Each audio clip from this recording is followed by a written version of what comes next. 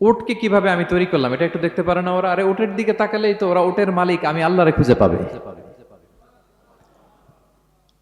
কারণ কোরাইশরা ছিল কোরআনের প্রাইমারি অডিয়েন্স, যদিও কোরআন সবার জন্য এসছে। তো আল্লাহ বললেন আফালা ইয়ানজুরুনা ইলাল ইবিলি কাইফা খুলিকাত, ওরা কি উটের দিকে তাকায় না? উট দেখার জন্য তো ওদের চিড়িয়াখানায় যাওয়া লাগবে না, অথবা মক্কার কুরাইশদের চায়নাতেও যাওয়া লাগবে না, কারণ উট তো ওদের গৃহপালিত প্রাণী, ঠিক কি না? ঘরে ঘরে আরব দেশে উট আছে না নাই? আছে, তো উটের দিকে তাকায় না। সম্মানিত শুধু উটের কথা আল্লাহ কেন বললেন? কুরাইশদেরকে উটের কথা বললেন এজন্য, উট হচ্ছে এমন আজীব একটা প্রাণী যেটা প্রাণী বিজ্ঞানীদেরকে হয়রান করে দিয়েছে। আল্লাহু আকবার, আপনি অবাক হবেন উটের যে ফিচার আল্লাহ তাআলা দিয়েছেন।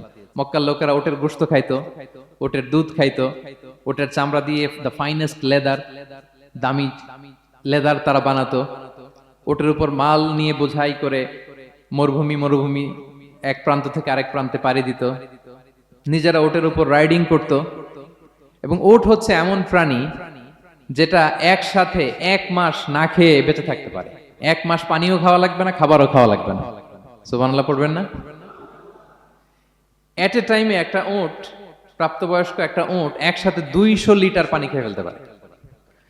এবং উটের পেটের ভিতরে একটা স্পেশাল ওয়াটার চেম্বার আছে, ওই চেম্বারে রেখে দেয়, খেয়ে ওইটারে পাঠায় দেয় না ওদের কিডনিতে। 200 লিটার পানি একবারে খেয়ে স্পেশাল চেম্বারে রেখে দেয়, যখন লাগবে ওইখান থেকে নিয়ে নিয়ে বেঁচে থাকে। 1 মাস না খেয়ে বেঁচে থাকে কি করে? উটের পিঠে দেখবেন একটা কুজ আছে, একটা উঁচু উটকে যদি কল্পনা করেন, উপরে একটা কুজ আছে না, এই পুরো কুজটা হচ্ছে চর্বির আধার। তো ওটার যখন খাবার থাকে না মরুভূমিতে, মাসের পর মাস যখন চলে, ওই চর্বি থেকে এনার্জি নিয়ে সে মরুভূমিতে চলে, সে না খেয়েও বাঁচতে পারে। আমাদের আমাদের চোখের মধ্যে যেমনি একটা পাপড়ি, এরকম এক পাপড়ি দিয়ে উটকে আল্লাহ বানায় নাই, ডবল লেয়ারের পাপড়ি দিয়েছে। কারণ মরুভূমির মধ্যে চলতে পথে লু হাওয়া থাকবে, মরুভূমির সাইমুম, বালুর ঝড়, এই ঝড় মোকাবেলার জন্য, লু হাওয়া মোকাবেলার জন্য ডবল লেয়ারের চোখের পর্দা। একটা পর্দা ফেলে রাখে আর একটা খুলে সে হাঁটতে থাকে, তার কিছুই হয় না। সুবহানাল্লাহ। আমাদের 98 ডিগ্রি ফারেনহাইটে স্বাভাবিক তাপমাত্রা, তাই না? 99 ডিগ্রি হলে আমাদের জ্বর, 100 ডিগ্রি হলে জ্বর, 101, 2 সর্বোচ্চ আমরা সহ্য করতে পারি। এর বেশি যদি হয়, 103 ডিগ্রি হলে বেহুশ হয়ে যায় মানুষ। 4 ডিগ্রি হলে আমাদের দেহের ভেতরে যে কোষগুলো আছে এগুলো মরে যায়। কিন্তু একটা উট মরুভূমির তাপমাত্রায় প্রতিদিন 104 ডিগ্রি 5 ডিগ্রি তাপমাত্রা সহ্য করে খুব স্বাভাবিক উট চলতে পারে, তার কিছুই হয় না। এবং মরুভূমির মধ্যে যে ক্যাকটাস আছে, গুলমলতা, বড় বড় কাঁটা জাতীয় গাছ, যেই কাঁটা পৃথিবীর কোনো প্রাণী খেতে পারবে না, কিন্তু একটা উট অনায়াসে খেয়ে ফেলতে পারে। উটের জিহ্বাকে এবং পাকস্থলীকে আল্লাহ এমন স্পেশালি মেড করেছেন, যত কাঁটা দিবেন খেয়ে সাবার ওর কিছুই হয় না। সুবহানাল্লাহি বিহামদিহি। আল্লাহ বলে আফালা ইয়ানজুরুনা ইলাল ইবিলি কাইফা খুলিকাত, ওরা কি উটের দিকে তাকায় না? আরে উটকে নিয়ে গবেষণা করলেই তো উটের মালিককে খুঁজে পায় তারা। এরপর বললেন ওয়া ইলাস সামাই কাইফা রুফিআত, ওরা কি আকাশের দিকে তাকায় না? কিভাবে খুঁটি ছাড়া আকাশকে আমি বানিয়েছি। আপনারা যখন বিমানে চড়েন তখন কি শুধু ভিডিও করতে থাকেন নাকি? মেঘের ভিডিও, আকাশের ভিডিও, তখন তাকাবেন আকাশের দিকে। সুবহানাল্লাহ, কিভাবে আল্লাহ আকাশকে তৈরি করেছেন। ওয়ালাকাদ যায়্যানা সামা আদ-দুনিয়া বিজিনাতিল কাওয়াকিব, আল্লাহ বলেন এই প্রথম আকাশটাকে আমি তারা দিয়ে সুশোভিত করেছি, বিশাল বিশাল তারা। এই যে আমরা সূর্য দেখি, এটা একটা তারা, পৃথিবীর চেয়ে 13 লক্ষ গুণ বড় এই সূর্য। কত গুণ বড় বলে ফেললাম হুট করে মুখ দিয়ে, কিন্তু কল্পনা করতে পারতেছি। তার মানে 13 লক্ষটা পৃথিবী সূর্যের মধ্যে রাখার জায়গা আছে।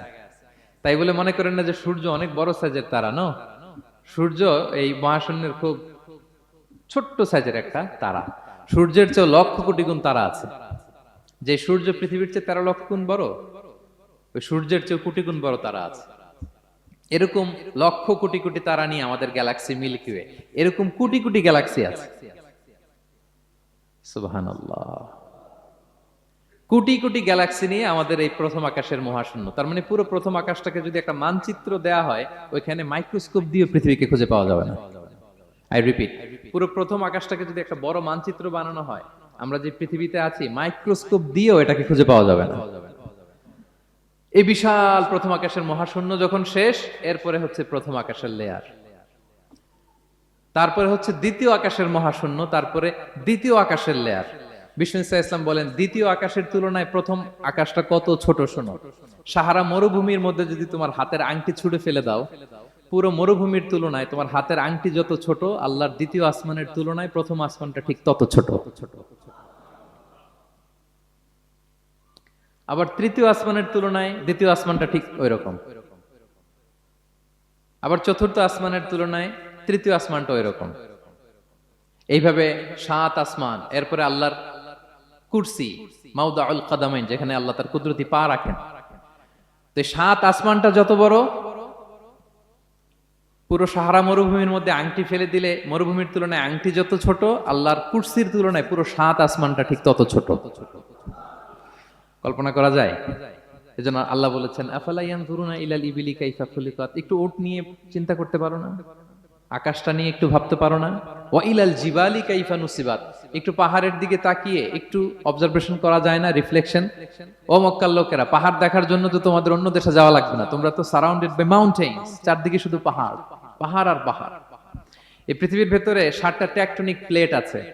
এই 7 tectonic plates creates the mountain range on earth. পৃথিবীর মধ্যে মাউন্টেন এভাবেই হয়েছে। বিগ ব্যাং এর মহাবিস্ফোরণের পরে এই প্লেটগুলো যখন কোলাপস করলো, মাঝখানের জায়গা উঁচু হয়ে গেল, দ্যাট ইজ মাউন্টেন। এটাই মাউন্টেন।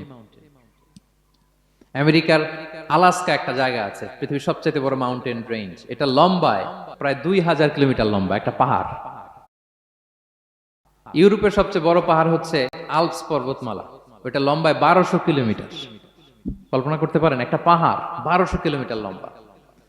আর সবচেয়ে উঁচু যে পর্বত শৃঙ্গ মাউন্ট এভারেস্ট 29,035 ফিট। আর মিটার দিয়ে চিন্তা করলে 8,850 মিটার। আল্লাহ এই পাহাড়কে কোরআনে বলেছেন, পেরেকের সাথে তুলনা দিয়েছেন। আল্লাহ তাআলা বলেছেন, ওয়াজআলনাল জিবালা আওতাদা। আমি এই পাহাড়গুলোকে, আল্পস পর্বতমালা, আলাস্কা পর্বতমালা, মাউন্ট এভারেস্ট, এগুলোকে পেরেকের মতো বানিয়েছি। কিসের মতো? আচ্ছা, যদি আমার কথা বুঝে থাকেন তাহলে উত্তর দেন। আমরা পেরেক যখন কাঠের মধ্যে ঠুকি, তখন পুরো পেরেকটা কাঠের ভিতরে ঢুকে যায় না? উপরে দেখা যায় কতটুকু? হাতুড়ি দিয়ে একটা পেরেক যখন আমি একটা কাঠের ভিতরে ঠুকে দিলাম, এরপরে কি পুরা পেরেকটা দেখা যায়? আর কতটুকু দেখা যায়? সামান্য মাথাটা। তো পুরা পেরেক গেল কই? ভিতরে। তা আল্লাহ পাহাড়গুলোকে পেরেকের সাথে তুলনা করেছেন। তার মানে পাহাড় যতটুকু আপনি দেখেন, এটা পাহাড়ের মাথা, এর পুরো অংশটা মাটির ভিতরে। 29,035 ফিট মাউন্টেন, মাউন্ট এভারেস্ট যেটা, এটার কমপক্ষে 10 গুণ এটা মাটির ভিতরে আছে। আলাস্কা পর্বতমালা বাইরে যদ্দূর, 10 গুণ ভিতরে। আল্পস পর্বতমালা বাইরে যদ্দূর, 10 গুণ ভিতরে। তুর পাহাড় বাইরে যদ্দূর, 10 গুণ তার ভিতরে। আল্লাহু আকবার। এজন্য আল্লাহ বলেন, ওয়া ইলাল জিবালি কাইফা নুসিবাত। ওরা কি পাহাড়ের দিকে তাকায় না? কিভাবে এই পাহাড়গুলোকে আমি তৈরি করেছি। আল্লাহ যখন এই পৃথিবী সৃষ্টি করলেন, পৃথিবীর মধ্যে ভাইব্রেশন হচ্ছিল, কাঁপাকাঁপি, কাঁপছিল পৃথিবী। আল্লাহ পৃথিবীর কাঁপাকাঁপি বন্ধ করার জন্য এই পেরেকের মতো পাহাড়গুলোকে পৃথিবীতে ঠুকে দিলেন, কাঁপাকাঁপি বন্ধ হয়ে গেল। এই দৃশ্য দেখে ফেরেশতারা বলে, ইয়া রাব হাল মিন খালকিকা আশাদ্দু আলাল জিবাল। আল্লাহ, পাহাড়ের এত শক্তি, পৃথিবী কাঁপতেছিল, পাহাড় আপনি ঠুকে দিলেন, পৃথিবীর কাঁপাকাঁপি বন্ধ হয়ে গেল। আপনার সৃষ্টির মধ্যে পাহাড়ের চেয়ে শক্তিশালী কিছু আছে? আল্লাহ বললেন আছে। সেটা কি? আল হাদিদ। আল্লাহ বললেন সেটা লোহা। কারণ লোহা দিয়ে পাহাড় কাটা যায়, ঠিক কিনা? লোহার কথা শুনে ফেরেশতারা অবাক। লোহা পাহাড়ের চেয়ে শক্তিশালী? ফেরেশতারা প্রশ্ন করলো, ইয়া রাব্বি হাল মিন খালকিকা আশাদ্দু মিনাল হাদিদ। তাহলে আপনার সৃষ্টির মধ্যে লোহার চেয়ে শক্তিশালী কিছু আছে? আল্লাহ বললেন আছে। কি সেটা? আন্নার, আগুন। কারণ আগুন লোহাকে কি করে? গলিয়ে ফেলে। ফেরেশতারা শুধু অবাকই হচ্ছে। ফেরেশতারা বলে, আগুনের চেয়ে শক্তিশালী কিছু আছে? আল্লাহ বলে আছে, আলমা, পানি। কারণ আগুনে দাউ দাউ করে জ্বলে ওঠা আগুনের মধ্যে পানি দিলে আগুন অস্তিত্ব হারায়। ফেরেশতারা শুধু অবাকই হচ্ছে। তারা বলে, তাহলে পানির চেয়ে শক্তিশালী কিছু আছে? আল্লাহ বলেন আছে। আর রিহ, বাতাস। কারণ বাতাস পানিকে একদিক থেকে আরেক দিকে নিয়ে যায়। জলের মধ্যে বায়ুর উচ্ছ্বাস লাগলে জলোচ্ছ্বাস তৈরি হয়, ঠিক কি না? ফেরেশতারা আবার অবাক হয়ে বলে, তাহলে বাতাসের চেয়ে শক্তিশালী কিছু আছে? আল্লাহ বললেন আছে। সেটা কি? বলতেছে বনি আদম। ওই মানুষ শক্তিশালী যে গোপনে দান করে, এত গোপনে যে ডান হাত কি দান করলো, বাঁ হাত সেটা টের পায় না। পড়েন সুবহানাল্লাহ। এই লম্বা হাদিস বলার বা বুঝানোর মূল উদ্দেশ্য হচ্ছে, আল্লাহ পাহাড়কে সৃষ্টি করেছেন। ওয়া ইলাল জিবালি কাইফা নুসিবাত। পাহাড়কে আল্লাহ তাআলা জমিনের মধ্যে এভাবে সেট করেছেন। আল্লাহ বলে, ওরা কি একটু পাহাড়ের দিকে তাকায় না? আকাশের দিকে তাকায় না? ওরা কি একটা উটের দিকে তাকায় না? ওয়া ইলাল আরদি কাইফা সুতিহাত। ওরা কি জমিনের দিকে তাকায় না, জমিনকে কিভাবে আমি বিস্তৃত করেছি? আমরা তো কত চমৎকার মাটি দেখি, তাই না? বীজ রোপণ করে দিলে কি উর্বর জমি, হ্যাঁ, ঘাস লতাপাতা ফলমূল হয়। আসলে পুরো পৃথিবীটাই কি এরকম নরম? না, অনেক স্তর আছে। এই ভূপৃষ্ঠের নিচে আপনি পাবেন পাললিক শিলার স্তর, রূপান্তরিত শিলার স্তর, আগ্নেয়গিরির শিলার স্তর। তার মানে পৃথিবীর ভেতরে দাউ দাউ করে আগুন জ্বলছে, এবং আগ্নেয়গিরির জ্বালামুখ ভেঙে যখন এই অগ্নুৎপাতের লাভা বের হয় তখন বোঝা যায় পৃথিবীর ভেতরে কেমন আগুন পাওয়া যায়, ঠিক কিনা?